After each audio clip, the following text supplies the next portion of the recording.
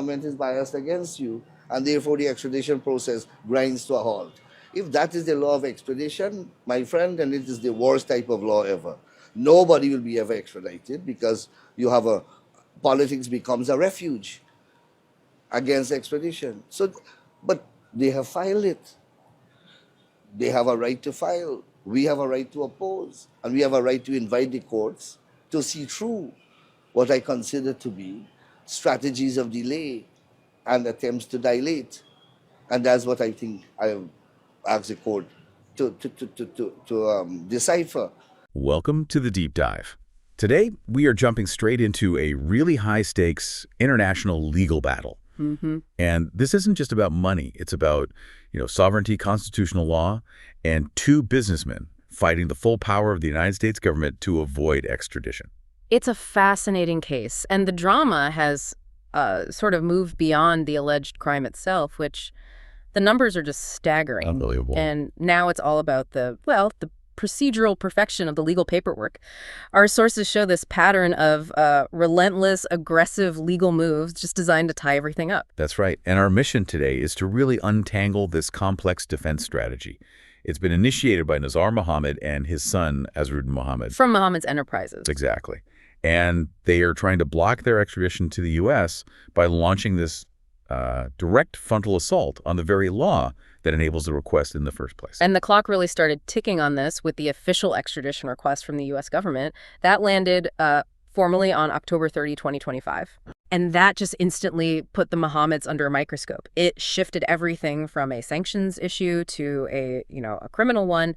Suddenly, there are decades of potential jail time on the table. Okay, so let's unpack the sheer magnitude of what the U.S. is alleging here. Because you have to understand the stakes to really get the procedural desperation. Right. The Mohammeds are facing 11 criminal charges. These are from a grand jury indictment in the U.S. District Court for the Southern District of Florida.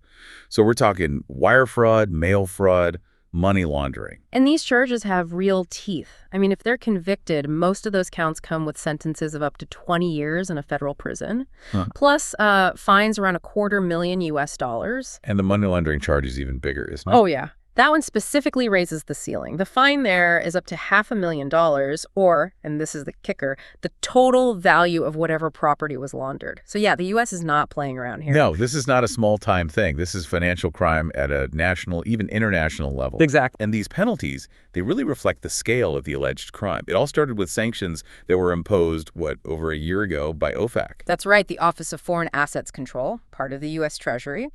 And the core allegation, it all ties back to evading duty taxes on gold exports. This is where the numbers get, almost hard to believe. They really are. The OFAC notice said that between 2019 and 2023, the family business, Mohammed's Enterprise, allegedly omitted, get this, more than 10,000 kilograms of gold from its declarations. 10,000 kilograms. Just to put that into perspective for you, that's 10 metric tons of gold. It's an unbelievable amount of undeclared material. It is. And the result of that massive omission, according to the sources, is that they avoided paying over $50,000,000 US in duty taxes owed directly to the government of Guyana. So that evasion alone really explains why this case is such a high priority. And we should also mention these allegations were linked to sanctions against a very high-ranking official, the Home Affairs Ministry Permanent Secretary at the time, Man Thomas. So, okay, with that staggering backdrop, tens of millions in evaded taxes, 10 metric tons of gold just missing from the books. The U.S. wants them back in Florida. What's the legal key they're using to make this happen? So the legal key is the Guyana United Kingdom Extradition Treaty. Now, Guyana is a sovereign nation, so that treaty is enforced locally through its own law, the Fugitive Offenders Act. Okay. And that act was just amended in 2024, Act number 10 of 2024. And that provides the whole framework. And the Mohammeds' lawyers think they found the exact clause in that new amendment that they can break. Right, which sets the stage for their aggressive counterattack, a two-pronged legal strategy. And it seems designed not just to delay, but to completely invalidate the extradition proceedings, which are being overseen by Magistrate Judy Latchman. Their approach has been, let's say, bold, maybe even desperate, and the magistrate certainly seems to think so. Before they launched this big constitutional challenge, they tried something a little smaller. Right, that brings us to the first maneuver, the one that failed pretty spectacularly at the lower court level. They tried to get the whole extradition case just punted up to the high court, right? They did. The argument was basically that the magistrate's court wasn't the right place for something this complex. But Magistrate Latchman, she shut that down fast. On December 10th, she ruled that the arguments they were making weren't new. They'd already been settled. Exactly. Already settled by Guyana's higher courts, so she didn't need to pass the buck. And the language she used. Yeah. It's just remarkable. I mean, calling a legal application frivolous and vexatious, that's judicial code for stop wasting the court's time. It's a huge blow to their credibility right out of the gate. Yeah. Especially when she went on to call the filing an abuse of the process.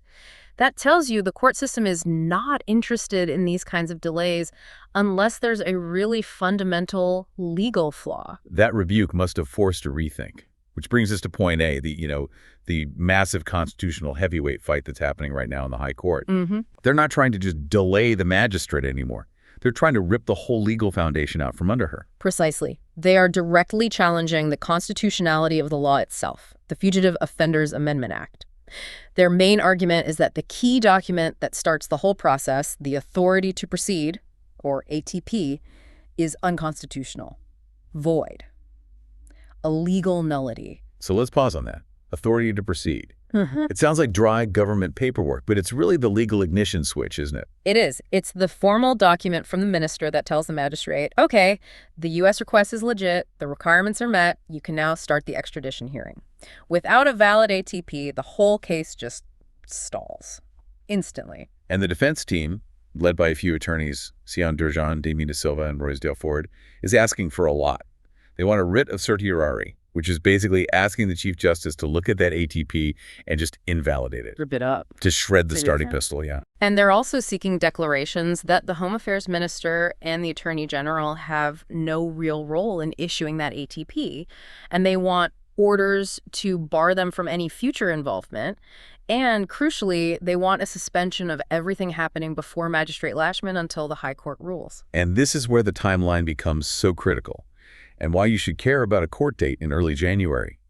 The acting Chief Justice, Navindra Singh, is scheduled to rule on this exact challenge on Monday, January 5th. And the clock is ticking because the actual extradition proceedings, the ones they're trying to stop, are set to continue the very next day, January 6th. before Magistrate Latchman.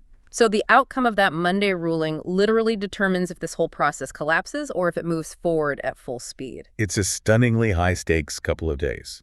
If the Chief Justice sides with the Mohameds on Monday, the extradition request basically dies. Or at least it needs a massive appeal to be resurrected. But if he sides with the government, the defense is right back in Magistrate Latchman's court on Tuesday, having failed twice to stop the process.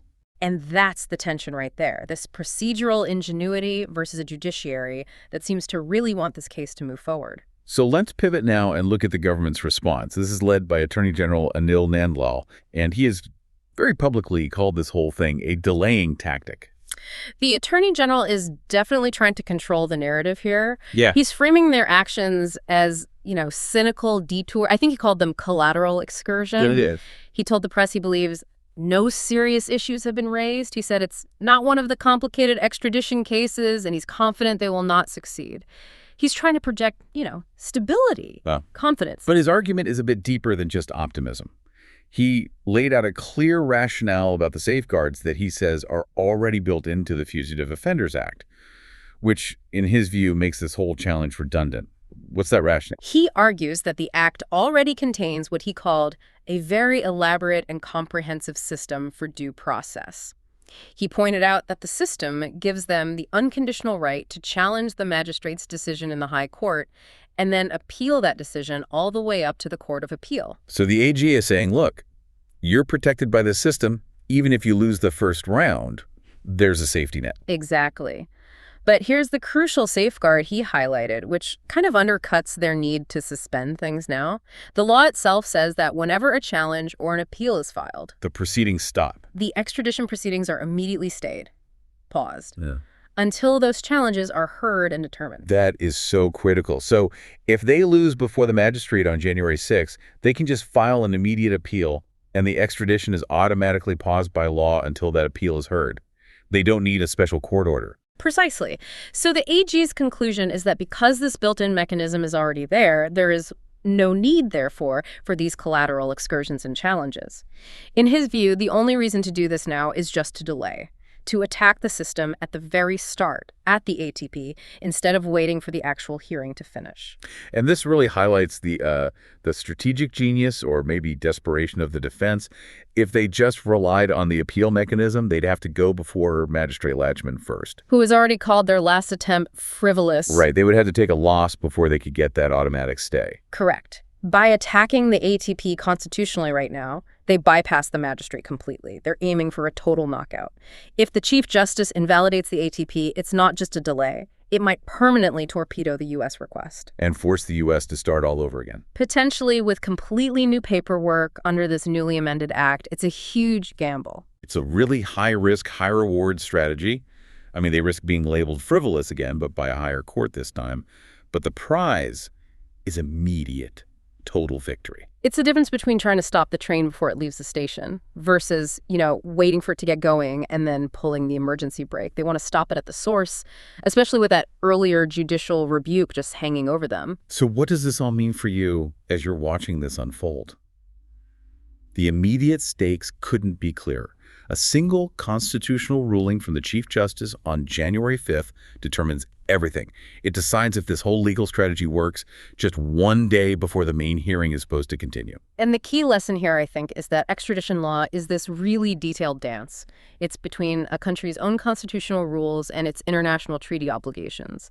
And these cases, they often hinge not on the lurid facts of the crime. The 10 tons of gold? Right, the massive fraud and tax evasion, but on the rigorous legal procedures that govern how a nation hands over its own citizens or residents. The procedure itself becomes the weapon. And that procedural weapon brings us to our final provocative thought for you to chew on. The sources describe the Fugitive Offenders Act as having a comprehensive regime of safeguards that guarantees a stay. So if the Attorney General is right, if the system is already that robust and protective, then what specific part of that initial document, the authority to proceed, could the Mohameds lawyers possibly argue is so fundamentally flawed that it's worth this huge constitutional fight, especially after the 2024 amendment? Are they risking the Chief Justice dismissing their argument as just another collateral excursion? That is the core legal tension for you to watch. Are the protections really insufficient, or is the defense just looking for the quickest way off a very dangerous legal road? We'll see which way the court leans. We will indeed. Thank you for joining us for this deep dive into international legal strategy. We'll be back next time.